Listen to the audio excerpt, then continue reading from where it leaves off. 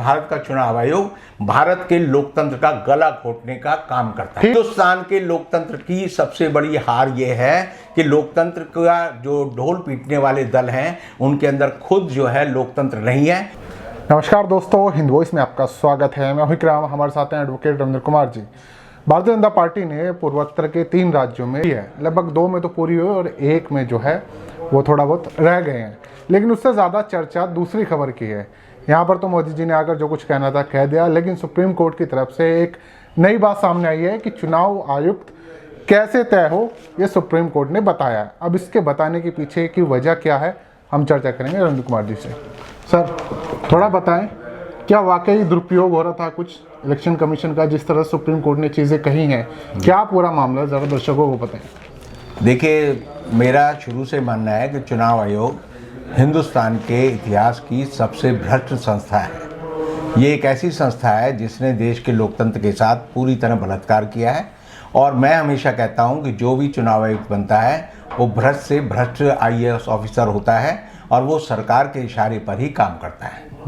आपको याद होगा कि जब देश का संविधान बना था तो चुनाव आयोग के बारे में अनुच्छेद 324 से लेकर अनुच्छेद 229 तक पूरी बात कही गई थी कि चुनाव निष्पक्ष होंगे और उसको करने की जिम्मेदारी चुनाव आयोग को मिलेगी। और चुनाव आयोग की गरिमा का यह हाल है कि संविधान के मुताबिक अगर एक बार चुनाव शुरू हो जाए तो दुनिया की कोई भी ताकत, यहाँ तक कि कोई भी कोर्ट, चाहे वो सुप्रीम कोर्ट ही हो, उस प्रक्रिया को रोक नहीं सकती। इसलिए चुनाव आयोग का जो दर्जा है वो एक तरह से लोगों ने देखा जब TN शेषन मुख्य चुनाव आयुक्त थे कि किस तरह उन्होंने सरकारों को, नेताओं को, पूरे एडमिनिस्ट्रेशन को, पूरे IAS ऑफिसरों को, पूरी पुलिस फोर्स को अपनी उंगलियों पर नचाया था। और मैं ये बात इसलिए कह रहा हूँ क्योंकि TN शेषन को मैंने उस समय 31 सुझाव दिए थे चिट्ठियों के माध्यम से, जो कि अखबारों में भी छपी थी, हिंदुस्तान टाइम्स में, टाइम्स ऑफ इंडिया में, इंडियन एक्सप्रेस में, और उनमें से 14 ही मेरे सुझावों को TN शेषन ने अमल में लाया था। आज के जो उड़ीसा राज्य के जो प्रधान न्यायाधीश हैं मुरलीधरन, वो जो है उस समय चुनाव आयोग के वकील होते थे दिल्ली हाई कोर्ट में, और अक्सर वो मेरे पास जो है उस समय के मुख्य चुनाव आयुक्त TN शेषन की जो चिट्ठियाँ थी उनका आदान प्रदान करने का माध्यम होते थे। तो ये बात मैं इसलिए कह रहा हूँ क्योंकि चुनाव अगर प्रक्रिया में अगर उसमें थोड़ी भी गड़बड़ होती है तो आप समझिए कि देश के लोकतंत्र को पूरी तरह से क्षति पहुंचती है और वो खत्म हो जाता है। सोशल मीडिया पे इस वक्त सबसे बड़ी चीज सामने ये आ रही है कि EVM पर लोगों के बहुत सवाल हैं। नहीं, EVM से संशय मिटाने का कुछ काम होगा? आप एक बात समझिए, चुनाव आयोग पूरी तरह से भ्रष्ट आयोग है, मैं हमेशा कहता हूं। और सुप्रीम कोर्ट के 5 जजों ने अपने कल के फैसले में यह बात कही है कि अगर चुनाव प्रक्रिया का जिस तरह से बेरहमी से दुरुपयोग किया गया है उसकी वजह से देश में लोकतंत्र की कब्र खुदने का खतरा पैदा हो गया है।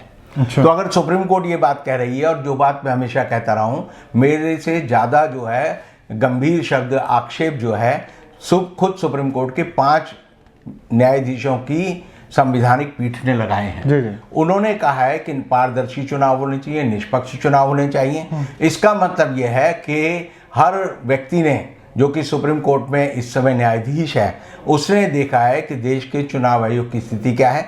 चुनाव आयोग एक तरह से एक पक्षीय फैसले लेता है और उसके फैसले जो है सत्तारूढ़ दल के फेवर में होते हैं, और यही वजह है कि चुनाव आयोग की निष्पक्षता पे सुप्रीम कोर्ट के 5 जजों ने जो 5 टिप्पणियां की हैं, अगर उनके हिसाब से चला जाए तो इस समय के तीनों जो हमारे मुख्य चुनाव आयुक्त और उनके साथ के जो आयुक्त हैं उनको इस्तीफा दे देना चाहिए। उनको जो है ये कहना चाहिए कि हमारा जो है पूरा पर्दाफाश हो गया है, हम जनता के सामने और अदालत के सामने नंगे हो गए हैं और हमारी कोई गरिमा नहीं बची है। अगर उनके अंदर 1% भी, मैं कहता हूं, अगर गरिमा बची हुई है तो उन्हें अपने पद से त्यागपत्र देना चाहिए। दूसरी बात यह है कि सुप्रीम कोर्ट ने ये कहा है कि अब आगे से मुख्य चुनाव आयुक्त या दूसरे चुनाव आयुक्तों की जब भी नियुक्ति होगी, वो नियुक्ति जो है नेता विपक्ष, सदन के नेता और भारत के मुख्य प्रधान न्यायाधीश, उनके जो कमेटी होगी उसके द्वारा की जाएगी। और वो कमेटी जिनके नाम राष्ट्रपति को भेजेगी वो नाम ही देश के चुनाव आयोग के सदस्य के लिए माने जाएंगे। जी। आप एक बात समझ लीजिए, हिंदुस्तान में क्या बात है कि जो भी मुख्य चुनाव आयुक्त बनता है या जो चुनाव आयुक्त बनता है वो रिटायर्ड आईएएस ऑफिसर होता है, जी। आईआरएस ऑफिसर होता है। पहली बार जो है आप देखेंगे कि उनके अलावा जो है किसी दूसरे व्यक्ति को सरकार नामित नहीं करती, और जिसको चुनाव आयुक्त बनना होता है वो पहले से ही जान लेता है कि आने वाले समय में मुझे जो है संवैधानिक दर्जा मिलेगा, पद मिलेगा, और इसलिए वो हमेशा सरकार के पक्ष में काम करता है, सरकार की लल्लो चप्पो करता है और सरकार के गुलाम की तरह बर्ताव करता है। और जब सरकार को हो जाता है कि ये हमारा पूरा जो है वैसा एक तरह से वॉच डॉग नहीं है, बल्कि मैं हमेशा कहता हूँ लैप डॉग है, कि ये जो है तलवे चाटने वाला एक तरह का वॉच डॉग है, तो उसको जो है वो चुनाव आयुक्त बनाते हैं।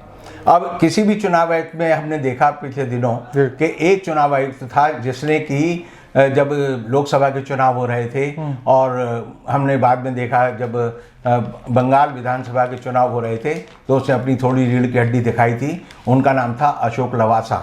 अशोक लवासा ने एक चिट्ठी लिखी और उन्होंने कुछ आपत्तिजनक सवालों पर अपनी राय रखी, तो उसके बाद उनके बेटे के घर पर जो है आईटी का छापा पड़ा, जिससे उन्हें मजबूर होकर जो है त्यागपत्र देना पड़ा और वो हिंदुस्तान से अपना पद छोड़कर जो है, नहीं तो वो हिंदुस्तान के मुख्य चुनाव आयुक्त बनते। तो एक तरह से सरकार भी जानती है कि चुनाव आयुक्त जो है उनकी रीढ़ की हड्डी नहीं होती, ये कायर होते हैं, ये करप्ट होते हैं, इसलिए जो है ये हमारे काम करते हैं। सुप्रीम कोर्ट ने इनकी नब्ज को पकड़ लिया है और सुप्रीम कोर्ट ने जो बातें कही हैं उससे सबसे बड़ी बात जो है, मेरा जो अनुभव है कि ये इस समय का जो चुनाव आयोग है ये इतना निकम्मा, इतना ये पारदर्शी तो मैं नहीं कहूँगा, यानी ये चीज़ों को छिपाने में इतना माहिर है कि मैंने इनको 101 आरटीआई एप्लीकेशन दी। अच्छा। आरटीआई एप्लीकेशन का जो जवाब आता है वो कहते हैं जी हमने आपको जवाब दे दिया। मैंने एक आरटीआई का जवाब खोला तो उसमें लिखा था कि आपका जवाब संलग्न है। अच्छा। एक भी चीज उसमें नहीं थी और वो 17 रुपये 10 पैसे का उस पर टिकट लगा हुआ था, यानी उसका जो वजन था वो उन्होंने बताया 60 ग्राम है। अच्छा। और 60 ग्राम के बाद बाकी चिट्ठियां मेरे पास अभी भी रखी है, मैंने उन्हें नहीं खोला और उनमें किसी भी चिट्ठी में उन्होंने जवाब नहीं दिया, झूठ बोल के लिखते हैं। और दूसरी बात यह है कि आज का चुनाव आयोग यह है कि किसी भी सरकारी दफ्तर के अगर आरटीआई कार्यालय में आप जाना चाहते हैं तो आपको छूट है, आप सीधा वहां जा सकते हैं। सिर्फ चुनाव आयोग में आप जो है अगर रिसेप्शन पे जाएंगे और कहेंगे कि मुझे आरटीआई सेक्शन में जाना है तो वो आपको जाने नहीं देंगे। अच्छा। आरटीआई सेक्शन में जाने की परमिशन भी नहीं है, जबकि आरटीआई कहता है कि अगर आप एप्लीकेशन दें और कहें कि मैं फाइल का निरीक्षण करना चाहता हूं तो आप उस फाइल को पढ़ सकते हैं। जब जिस दफ्तर में ही जाने की अनुमति नहीं है आपको, उसकी फाइल कहां से पढ़ें? वहां पर फाइल क्या, वहां आपको सारी चीज छिपाई जाती हैं। मैंने उनको आम आदमी पार्टी जो अरविंद केजरीवाल की है, मैंने एक चिट्ठी लिखी कि ये पूरी की पूरी पार्टी का जो निर्वाचन है, इसका जो रजिस्ट्रेशन है ये फर्जी हुआ है। अच्छा। आपको बड़ा आश्चर्य होगा, जी जी। पूरी पार्टी फर्जी में तरीके से बनी हुई है और उसके जो डॉक्यूमेंट है मेरे को एक बार तो उन्होंने गलती से दे दिए, मैंने दोबारा मांगे तो बोले अब आपको हम नहीं देंगे। अच्छा। तो आप ऐसे समझ लीजिए कि भारत का चुनाव आयोग भारत के लोकतंत्र का गला घोटने का काम करता है। ठीक 2024 से पहले अगर ये सुप्रीम कोर्ट फैसला लेगा, क्या नुकसान हो जाएगा इस सरकार को, सत्ताधारी जो पार्टी है? अगर चुनाव आयुक्त सारे के सारे ईमानदार हो जाएं और ये ठान लें कि हम सिर्फ ईमानदारी से भारत के संविधान में जो बात लिखी है और रिप्रेजेंटेशन ऑफ पीपल एक्ट 1951 और 52 जो बना हुआ है उसके हिसाब से हम काम करेंगे तो हिंदुस्तान में चुनाव में कभी भी कोई गलत आदमी चुनकर नहीं आ सकता। आप देखेंगे अभी जो है शिवसेना का झगड़ा हुआ और चुनाव आयोग ने एक पक्ष का पूरी तरह से समर्थन किया, एक पक्ष को हर तरह से छूट दी और इस तरह आप देखेंगे कि अब जो है दूसरी चुनाव आयुक्त की जो टिप्पणी है वो खुद ही जो है शिवसेना का जो इस समय का धड़ा है जिसको चुनाव आयोग ने माना है कि सही है, उसने कहा है कि शिवसेना का संविधान ही गलत बना हुआ है। अच्छा। इसका संविधान ही गलत बना हुआ है। तो अगर वो संविधान ही गलत बना हुआ है और वो पार्टी जिसको चुनाव आयोग कह रहा है ये असली पार्टी है, तो वो आखिरकार वो पार्टी रजिस्टर्ड कैसे हुई? चुनाव आयोग ने ऐसी ऐसी पार्टियां रजिस्टर्ड कर रखी हैं जिनमें लिखा है कि कोई व्यक्ति आजीवन उसका अध्यक्ष रहेगा। लोकतंत्र है, लोकतंत्र में चुनाव की एक परंपरा है, चाहे वो 3 साल हो, 5 साल हो, 10 साल हो, चुनाव का एक समय काल है। लोकसभा 10 साल के लिए होती है, राज्यसभा में सदस्य जो है 6 साल के लिए होता है, लेकिन पार्टियों का संविधान है मायावती की पार्टी है, उसमें कभी आपने नहीं सुना होगा कि इलेक्शन होते हैं। अरविंद केजरीवाल की पार्टी है, उसमें कभी सदस्यता अभियान नहीं चलता, कभी इलेक्शन नहीं होते हैं। इसी तरह आप शिवसेना देखेंगे, उसमें लिखा था कि बाला साहब ठाकरे जो है वो मृत्यु पर्यंत यानी मरने तक वो जो है अध्यक्ष रहेंगे। तो लोकतंत्र का गला, लोकतंत्र के जो प्रहरी हैं, जो दल हैं, उनके अंदर आंतरिक लोकतंत्र नहीं है। हिंदुस्तान के लोकतंत्र की सबसे बड़ी हार ये है कि लोकतंत्र का जो ढोल पीटने वाले दल हैं, उनके अंदर खुद जो है लोकतंत्र नहीं है। और उस पर लोकतंत्र पर जो निगरानी रखने की जो जिम्मेदारी है वो चुनाव आयोग की है, और चुनाव आयोग उस मामलों में आंख मूंद कर बैठा रहता है। और इसलिए सुप्रीम कोर्ट ने जो अब कहा है कि आगे से जो भी चुनाव आयुक्त बनेगा उसको एक कमेटी स्क्रीन करेगी, जिसमें विपक्ष नेता होंगे, जो सदन के नेता हैं यानी प्रधानमंत्री हैं वो होंगे, और भारत के सुप्रीम कोर्ट के प्रधान न्यायाधीश होंगे।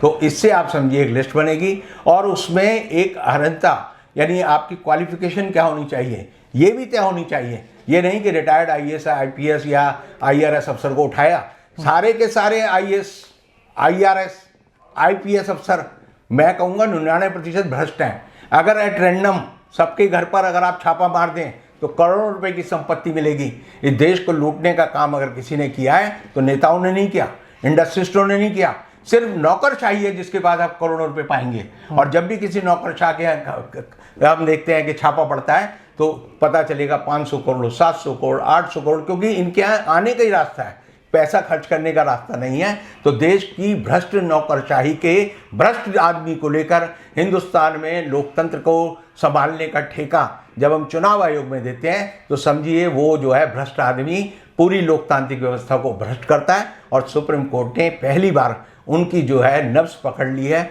और ये कहा है कि भ्रष्टाचार को हटाना है तो इन जगह पर ईमानदार लोगों की नियुक्ति करनी पड़ेगी। बहुत बहुत शुक्रिया। अब देखना ही है कि जब ये चीज़ें शुरू होंगी तो पार्टियों में कितना बदलाव होगा, नौकरशाहों में कितना बदलाव आएगा, ये आने वाले दिनों में हमें देखने को मिलेगा। आप लोग इस वीडियो पर कमेंट ज़रूर कीजिएगा, ज़्यादा से ज़्यादा शेयर कीजिएगा। रविंद्र कुमार जी की किसी और एपिसोड में आपसे मुलाकात कराएंगे, तब तक के लिए दीजिए इजाज़त।